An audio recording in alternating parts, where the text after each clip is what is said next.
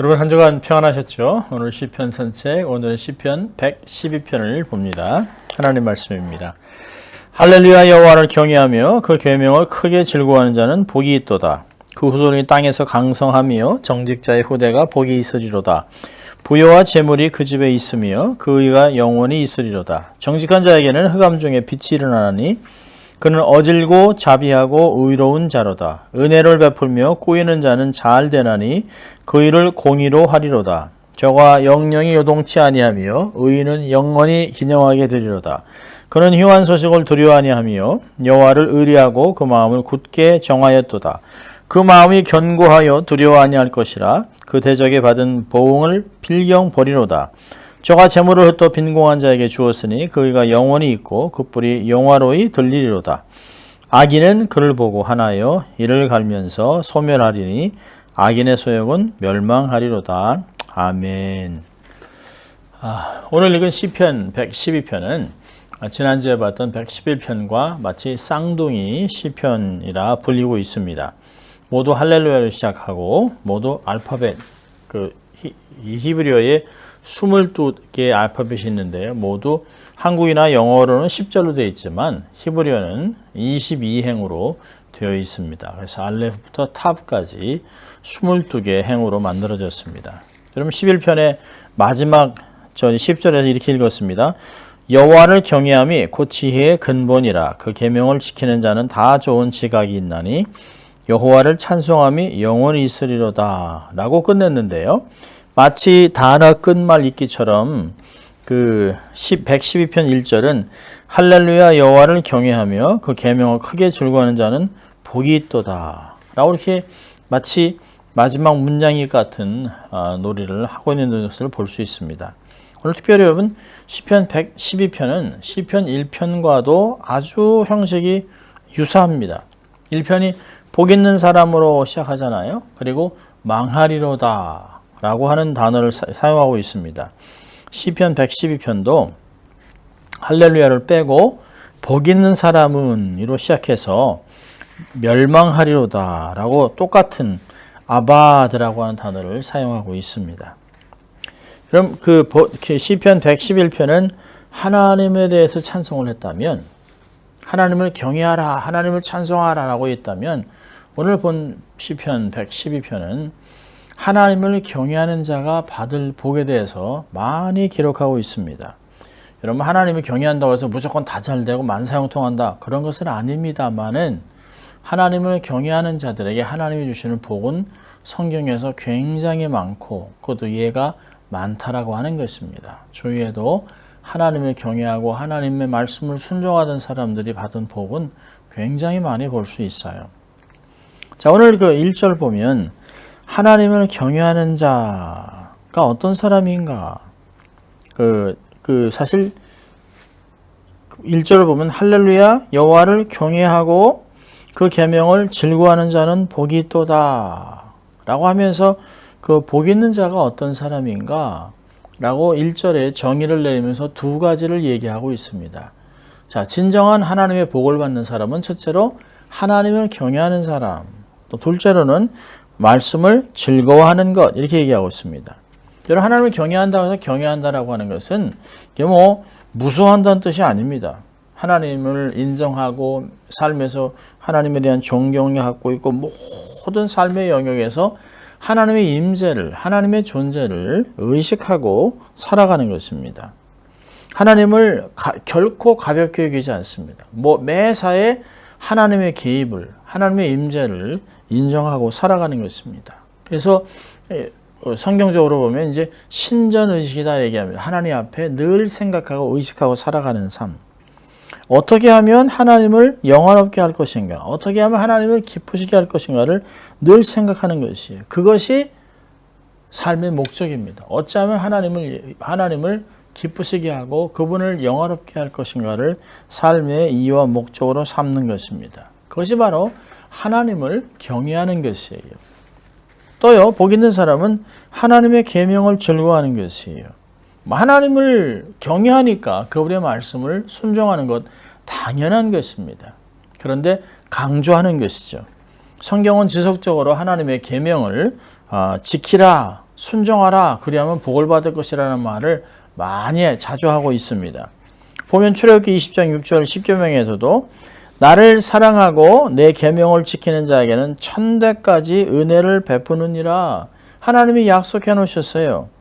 또 신명기 10장 12절에서는 내가 오늘날 너의 행복을 위하여 너에게 명하는 여호와의 명령과 규례를 지킬 것이 아니냐. 하나님이 주신 계명은 하나님이라기보다는 하나님이 주시는 복을 받기 위해서 순종하라 라고 이렇게 조건을 달아놓았다는 것이에요. 마치 이것을 하면 이것을 준다 라고 하는 그런 목적으로 해놨습니다. 그러면서 너의 행복을 위해서는 계명을 지켜라 라고 얘기하고 있습니다. 여러분, 예수님도 육신을 입고 오셔서 그 말씀하셨어요. 나의 계명을 가지고 지키는 자라야 나를 사랑하는 자니 나를 사랑하는 자는 내 아버지께 사랑을 받을 것이요 나도 그를 사랑하여 그에게 나를 나타내리라. 요한복음 14장 21절은 얘기합니다. 여러분, 마치 하나님을 경외하는 것, 하나님의 계명을 지키는 것, 이것이 복이 있다 라고 하는 말을 전도서 12장 13절에서는 결론적으로 이렇게 얘기합니다. 일의 결국을 다 들었으니 하나님을 경외하고 그 명령을 지킬지어다. 이것이 사람의 본분이니라. 사람이라면 당연히 감당해야 될 의무라고 이야기하고 있습니다. 자, 그러면서 2절부터 9절까지는 하나님을 경외하는 자가 받는 복이 무엇이냐라고 하는 것을 말씀하고 있어요. 여러분, 1절에서는 하나님을 경외하는 자가 말씀을 지키는 자가 복이 있다라고 한 후에 바로 2절에서 자손이 복을 받는다 얘기하고 있습니다. 하나님을 경외하고 말씀을 지키는 사람은 복이 있다라고 하고 그 후에 바로 그 복이 후손에게 이어질 것이라고 말하고 있습니다. 이어지는 언약의 축복을 받는다는 것이에요. 점점 나아진 후대 천대까지 복을 받을 것이라고 하는 말씀을 생각나게 합니다. 아브라함의 하나님, 이삭의 하나님, 야곱의 하나님 이렇게 계속 이어지는 영적의 레거시를 세워가는 축복을 이야기하는 것입니다. 그래서 자녀들이 신앙이 갑절로 강해지는 것을, 나아지는 것을, 확대되는 것을 경험하게 되는 것이죠. 내가 하나님을 잘 경험하면, 경외하면, 계명을 지키고 살아가면 그 모습을 보고 영적인 전통이 세워지고 그리고 그것이 다음 세대 횃불로 전해지면서 바톤으로 그 자녀들이 복을 받는다는 것이에요. 물론 그들이 그냥 받는 것이 아니죠. 그들도 역시 부모들과 같이 하나님을 경외하고 계명을 지키는 삶을 살아내는 것이죠. 자, 3절에서는 재물이 풍부해진다. 부여와 재물이 그 집에 있으며 그 의가 영원히 있으리로다. 이런 구약의 아주 전형적인 그 복을 얘기하죠. 후손, 강성함, 부와 재물. 이것은 구약이 하나님의 복을 받은 것에 증명하듯이 나타나는 것이에요.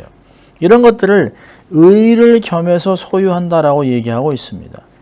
잠언서 16장 8절에서는 적은 소득이 의를 겸하면 많은 소득이 불의를 겸하는 것보다 낫다라고 얘기하고 있습니다.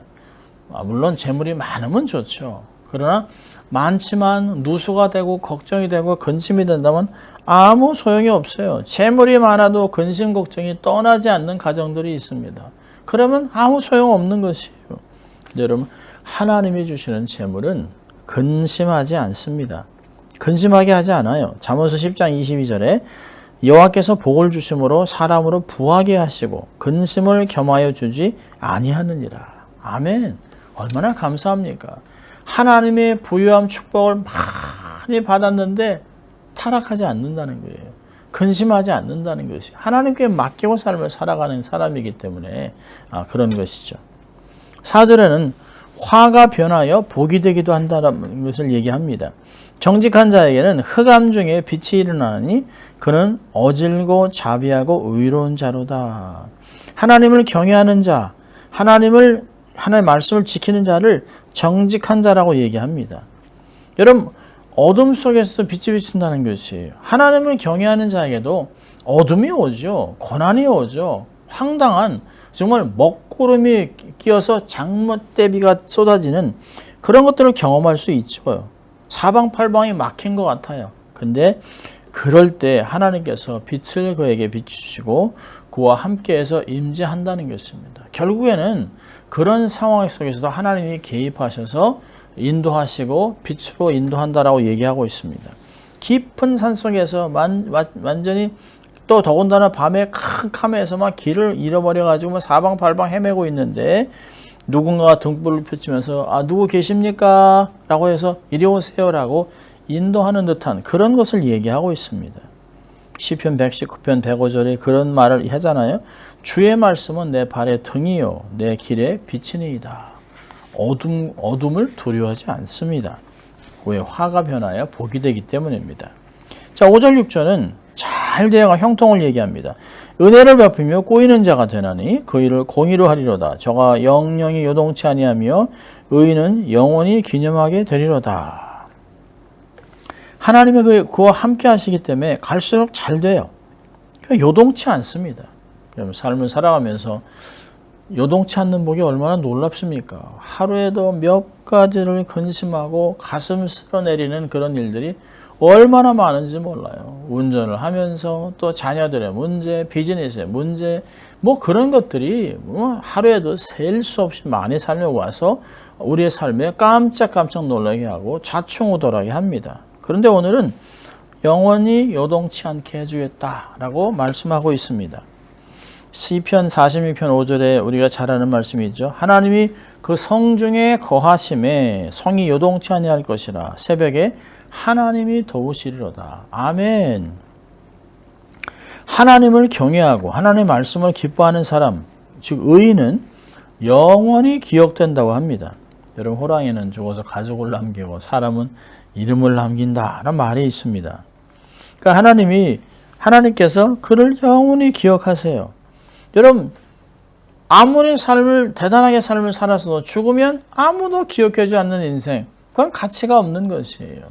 여러분, 사람들은 죽어서도 자기를 기억해달라고 그냥 무덤을 엄청나게 만들고, 바로 같으면 이집트에 대단한 피라미드를 만들어 놓지 않았습니까? 138개나 되는 엄청난 피라미드들이 있어요. 그런데 여러분, 그걸 보면서 누가 만들었는지도 기억도 하지 않습니다. 그저 인생이 무상하다라고 느낄 뿐입니다. 이거 사람이 죽은 거 아무도 기억하지 않아요. 그러나 성경은 모세, 여호수아, 아브람, 이삭, 야곱 이런 사람들을 기억합니다.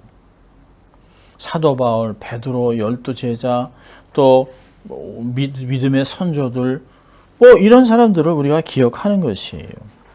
여러분, 우리의 이름도 잊혀지지 않을 것입니다.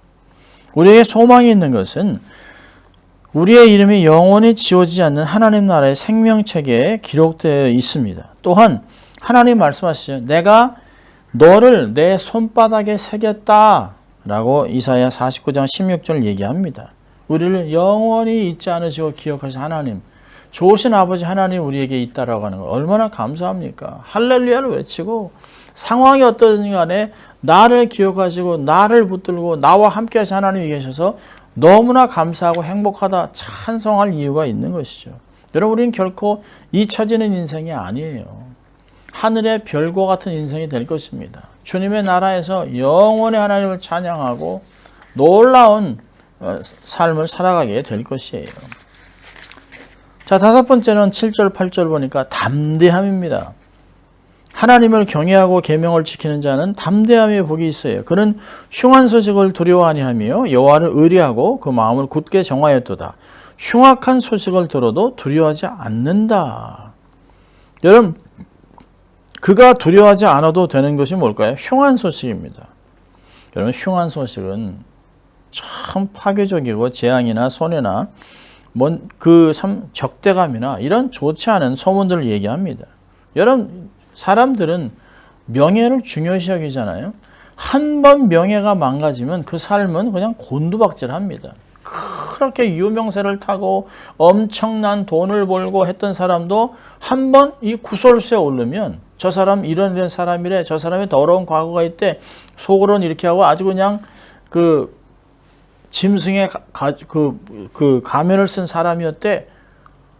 이런 이야기를 들으면 그 사람의 배경이 어떻든 간에 그 사람이 얼마나 많은 돈을 벌었든 상관없이 곤두박질을 합니다. 만인의 손가락질을 당하면서 부끄러운 말년의 삶을 살아가게 됩니다. 그 사람이 마약쟁이였대. 그 사람이 사기꾼이래. 신앙 존축하지만 완전히 사기꾼이래.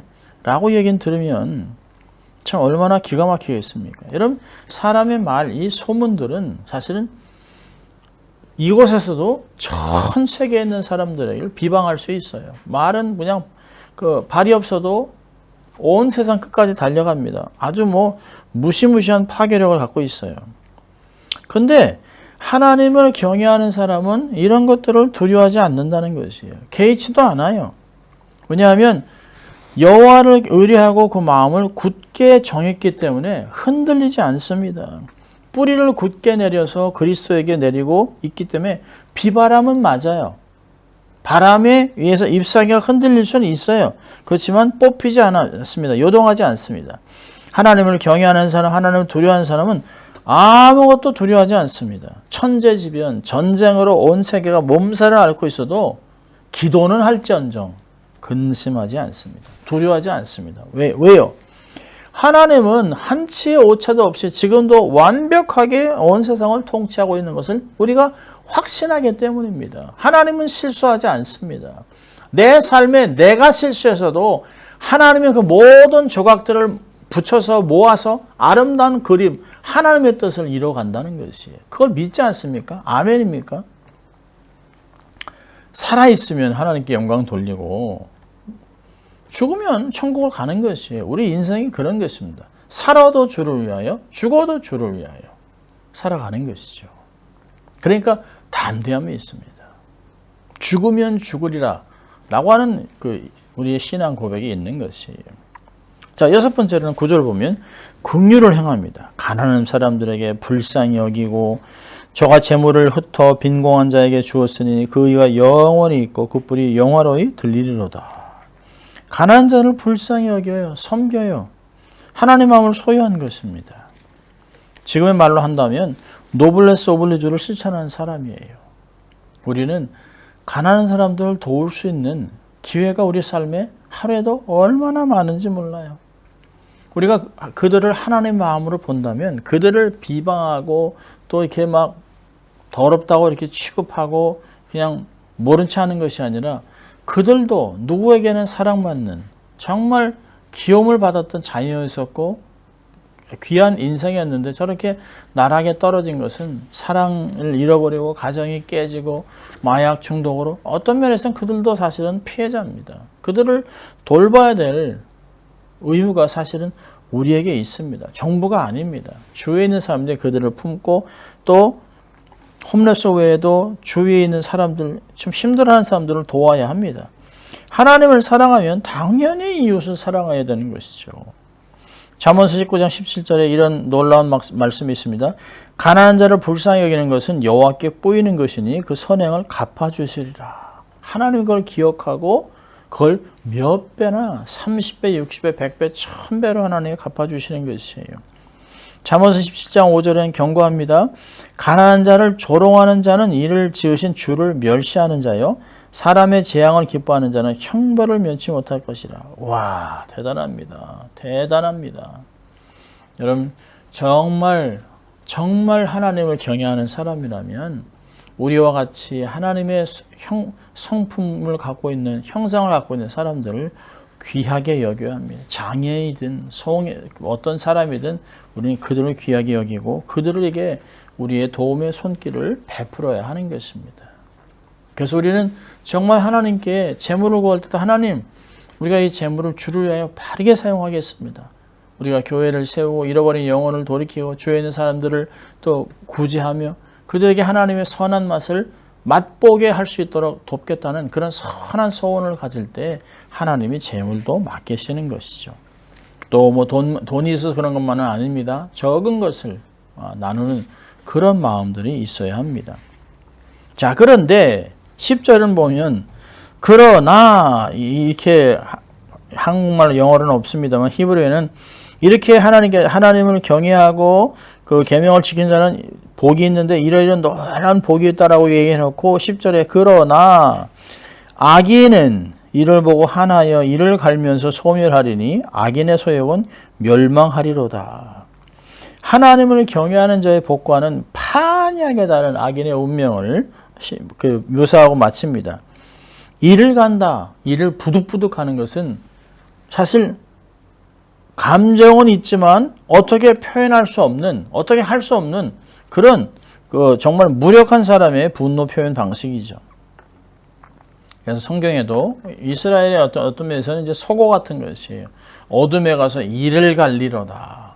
그러니까 정말 좌절된 분노의 무력한 모습들을 이야기하고 있습니다. 그렇게 그들은 소멸될 것입니다. 여러분 여기 멸망하리로다 라고 하는 단어는 시편 1편 6절에서 악인의 길은 망하리로다.